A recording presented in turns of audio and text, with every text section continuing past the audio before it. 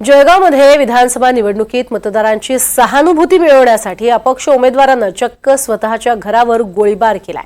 मतदानाच्या 2 दिवस आधी 18 नोव्हेंबर रोजी पहाटे जळगाव शहरामध्ये ही घटना घडली होती। अपक्ष उमेदवाराच्या घरावर गोळीबाराची ही घटना घडली। अपक्ष उमेदवार शेख अहमद शेख हुसेन गुलाम यांनी स्वतःच्या 2 मुलांसह स्वतःचा भाचा चालक आणि त्याच्या साथीदारासोबत हे गोळीबाराचं षडयंत्र रचलं होतं।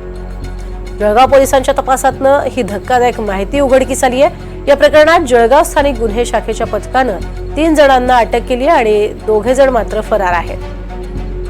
त्यामुळे स्वतःच घरावरती गोळीबार केला। अपक्ष उमेदवार अहमद शेख यांनी आधी स्वतःच्या घरावरती गोळीबार करायला लावला आणि मतदारांची सहानुभूती मिळवण्यासाठी हा गोळीबार त्यांनी स्वतःच करून घेतल्याचं आता प्रकाश झोतात आलंय। अधिक माहिती घेऊयात मंगेश यांच्याकडनं। मंगेश, काय अधिक माहिती या संपूर्ण प्रकरणासंदर्भात?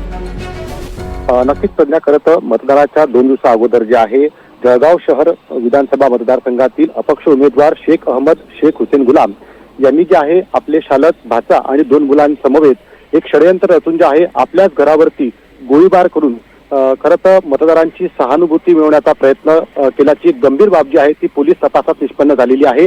ज्या पद्धतीने मतदानाच्या 2 दिवसा अगोदर अपक्ष उमेदवाराच्या घरावर गोळीबार झाल्यानंतर जे आहे जळगाव शहरामध्ये एक मोठी खळबळ उडालेली होती आणि यावरून विरोधकांनी देखील खरं तर अनेक प्रतिक्रिया ज्या आहेत त्या आपल्याला पाहायला मिळालं होतं।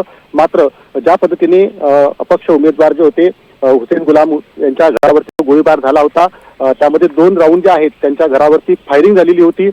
पोलिसांनी या संपूर्ण घटनेचा जो आहे सखोल तपास केला। यामध्ये सीसीटीव्ही फुटेज असतील किंवा मोबाईलचं लोकेशन असेल, यावरून जे आहे संपूर्ण या घटनेमध्ये कुठेतरी पाणीमुरते आहे असा पोलिसांना त्या ठिकाणी संशय आला आणि त्यावरून पोलिसांनी जे आहे सर्वात पहिले मालेगाव येथील अपक्ष उमेदवाराचे जे चालक होते इरफान अहमद मोहम्मद हुसेन यांना जे आहे ताब्यात घेतलं आणि त्यानंतर संपूर्ण या घटनेचा खुलासा झाल्याची माहिती जी आहे स्वतः पोलिसांनी या संपूर्ण प्रकरणाची दिलेली आहे।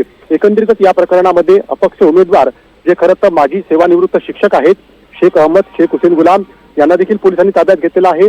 सोबतच त्यांचे चालक आणि एक मुलगा याला देखील पोलिसांनी ताब्यात घेतलेला आहे।